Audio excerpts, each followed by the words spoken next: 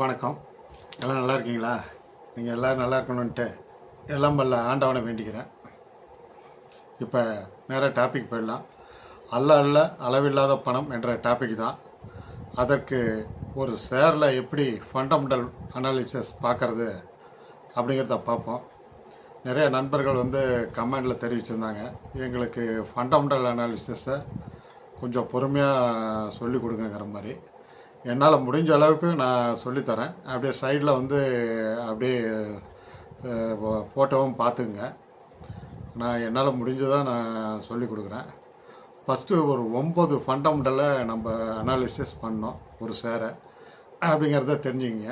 முதல்ல நம்ம பார்க்குற இது கூகுள் இதுக்கு போயிடுங்க. பக்கத்தில் இருக்கிற மாதிரி தான் இருக்கும், ஓப்பன் ஆகும். அந்த கூகுள் ஓப்பன் ஆனோடனே சர்ச்சுங்கிற காலத்தில் நீங்கள் ஸ்க்ரீனர் அப்படிங்கிறத டைப் பண்ணுங்கள். ஸ்க்ரீனரை நீங்கள் டைப் பண்ணிட்டீங்கன்னா அதுக்கு அடுத்தது அந்த இதில் சர்ச்சு ஃபார் ஸ்டாக்ஸ்னு வரும். அந்த இதில் ஒரு ஷேர் என்ன நீங்கள் ஷேரை விருப்பப்படுறீங்களோ அந்த ஷேரை அதில் எழுதுங்க, டைப் பண்ணுங்கள். நான் ஐடிசின்னு டைப் பண்ணியிருக்கேன், அதை பார்த்துங்க. அதுக்கடுத்து ஐடிசின்னு இதை பண்ணணுன்னு நேராக அந்த பக்கம் ஃபுல்லாகவே வந்துடும். ஒரே பக்கத்தில் எல்லா அனாலிசிஸும் வந்துடும். நீங்கள் நம்ம சிரமப்பட வேண்டியதில்லை. ஃபஸ்ட்டு எடுத்தோன்னே அந்த ஸ்டாக் எஸ்டாப்ளிஷ்மெண்ட் ஆனது 1910 ஆயிருக்கு அப்படிங்கிறத காட்டுது. அது சிகரெட் மேனுஃபேக்சரிங் கம்பெனி. அப்புறம் இன்னும் நிறைய பண்ணுறாங்க, அக்ரிகல்ச்சரல், ஹோட்டல் பிஸ்னஸ்லாம் பண்ணிகிட்ருக்காங்க.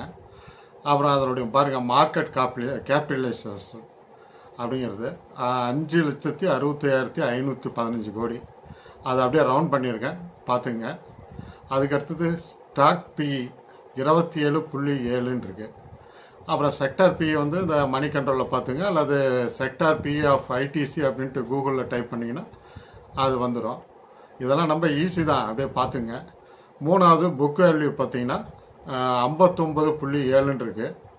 ஃபேஸ் வேல்யூ பாருங்கள், ₹1. அதெல்லாம் நம்ம ஸ்ப்ளிட் பண்ணிட்டாங்க. அதுக்கடுத்து டிவிடெண்ட் ஈல்டு பார்த்தீங்கன்னா 3.08, அது ரவுண்ட் பண்ணியிருக்கேன், பார்த்துங்க, கவனமாக பாருங்கள். அப்புறம் இது சார்ட்டில் பாருங்கள், மேக்ஸிமம் அப்படிங்கிற இது இருக்கும் மேலே டாப்பில். அந்த மேக்ஸிமுங்கிறத கிளிக் பண்ணிங்கன்னா தற்போது அந்த பக்கத்தில் இருக்க இது மாதிரி சார்ட் வந்துடும்.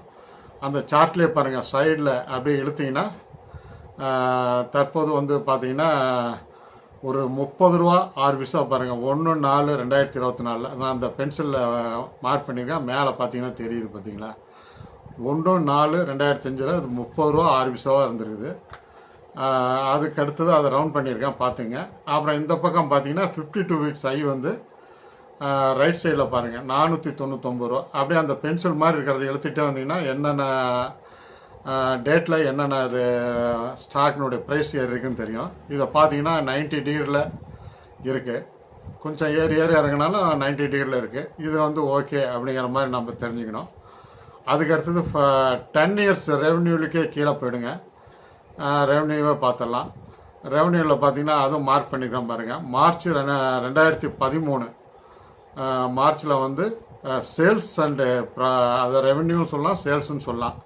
அது ஒரு 31,618 கோடி இருக்குது. அதே மாதிரி மார்ச் 2024 70,866 கோடி இருக்குது. அதையும் ரவுண்ட் பண்ணியிருக்கேன். இப்போ ஏர்முகமாக தான் இருக்குது அப்படிங்கிறத தெரிஞ்சுங்க. அதுக்கடுத்து 10 இயர்ஸ் நெட் ப்ராஃபிட்டு போயிடலாம். மார்ச் 2013 7,704 கோடி ரூபா இருக்குது.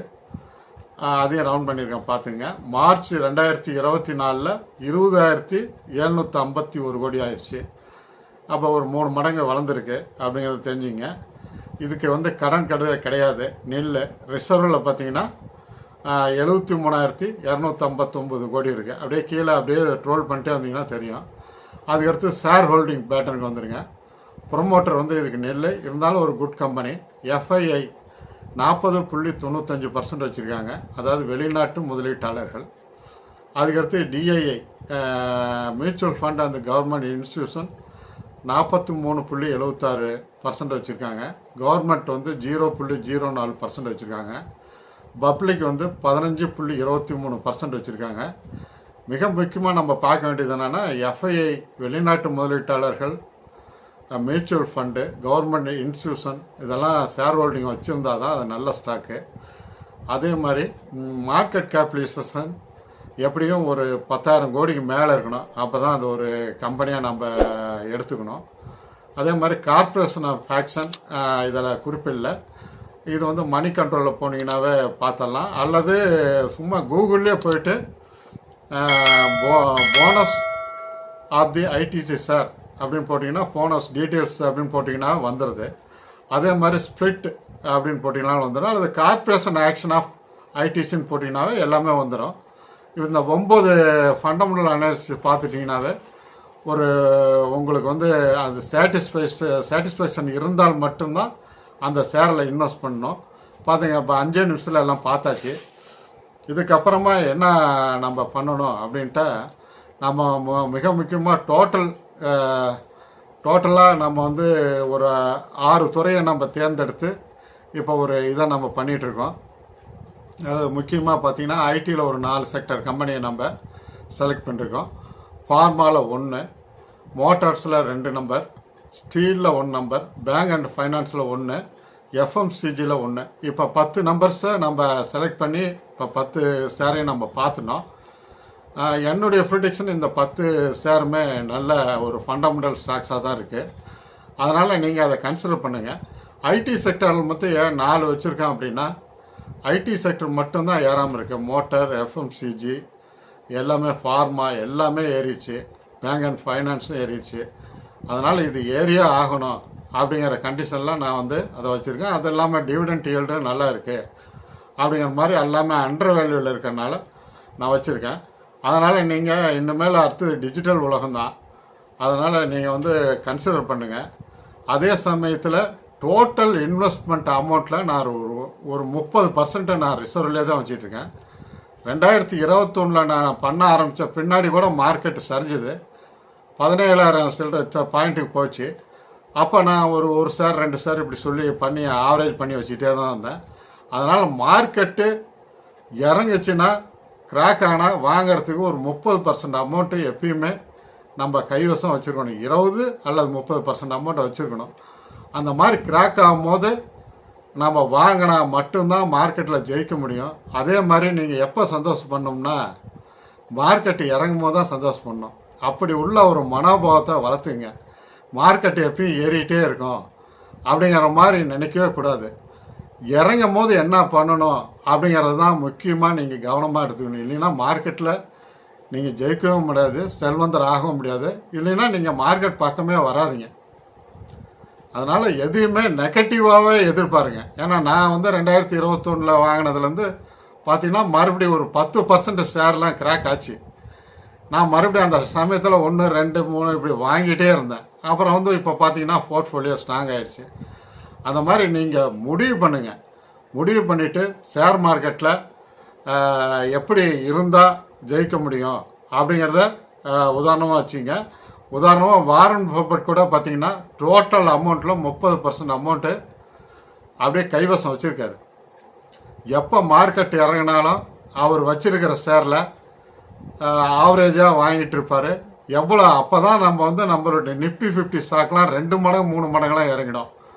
அப்போ வந்து அந்த ஷேர்லாம் நம்ம அப்படியே ஒரு அள்ளி எடுக்கலாம். அள்ளி எடுத்து அதை ஒரு போர்ட்ஃபோலியோவில் போட்டு நிரப்பிட்டோமா தான் நம்ம வெகு விரைவில் நம்ம செல்வந்தராக முடியும். அதனால் மார்க்கெட் இப்படி மேலேயே போயிட்டுருக்குன்னு மட்டும் கனவுல கூட நினச்சிடாதீங்க. ஒரு எந்த சமயத்தில் எது வேணாலும் நடக்கலாம். அந்த டைமில் ஓரளவுக்கு அமௌண்ட்டை நம்ம ரெடியாக வச்சுருக்கணும் அப்படிங்கிறத மட்டும் தெரிஞ்சுங்க. அதை நீங்கள் ஒரு கோல்டில் கூட வச்சுருங்க, எஃப்டியில் வச்சுருங்க, அல்லது பாண்டில் வச்சுருங்க. வச்சுருக்கும் போது அதை ஈஸியாக நீங்கள் பயன்படுத்தலாம் மட்டும்தான் வெற்றி அடைய முடியும் அப்படிங்கிறத நீங்கள் புரிஞ்சுங்க. இது பிடிச்சிருந்தா சப்ஸ்கிரைப் பண்ணுங்கள், ஃப்ரெண்ட்ஸ் அண்ட் ரிலேட்டிவ்ஸு ஷேர் பண்ணுங்கள், லைக் பண்ணுங்கள். ஏன்னா நம்ம வந்து இனிமேல் மார்க்கெட்லேயும் ஜெயிச்சாகணும், மியூச்சுவல் ஃபண்ட்லேயும் ஜெயிச்சாகணும். மியூச்சுவல் ஃபண்டில் ஜெயிக்கிறது நம்ம ஈஸியான விஷயந்தான். ஏன்னா அவரெல்லாம் ஃபண்டு மேனேஜர் பார்த்துக்கிறாரு. நம்ம அதில் நம்மளுக்கு ரிஸ்க் எதுவும் இல்லை. கவர்மெண்ட்டினுடைய செபியும் அதை வந்து கண்காணிக்குது. அதனால் அதில் ஒன்றும் இது இல்லை. இதில் நீங்கள் இந்த 9 விஷயங்களையும் நீங்கள் ஃபண்டமெண்டல் அனாலிசிஸையும் நீங்கள் கடைபிடித்தால் மட்டுமே தான் அந்த ஷேரை நீங்கள் வாங்கணும். இல்லைன்னா அந்த ஷேரை நீங்கள் வாங்கவே கூடாதுங்கிறது மட்டும் புரிஞ்சுங்க. நீங்கள் ஒரு ஈஸியாக மட்டும் இதை மட்டும் பாருங்கள். எல்லாம் மற்றவங்களாம் போட்டு குழப்புன்னு குழப்புவாங்க. நீங்கள் எதுவுமே குழம்பிக்காது. இந்த 9 விஷயத்தை மட்டும் பார்த்துட்டு டைரெக்டாக நீங்கள் ஷேரில் இன்வெஸ்ட் பண்ணிடலாம். அதே மாதிரி அடுத்த காணொலியில் இன்னும் சுவாரஸ்யமான விஷயங்களோட உங்களை சந்திக்கிறேன். நன்றி, வணக்கம்.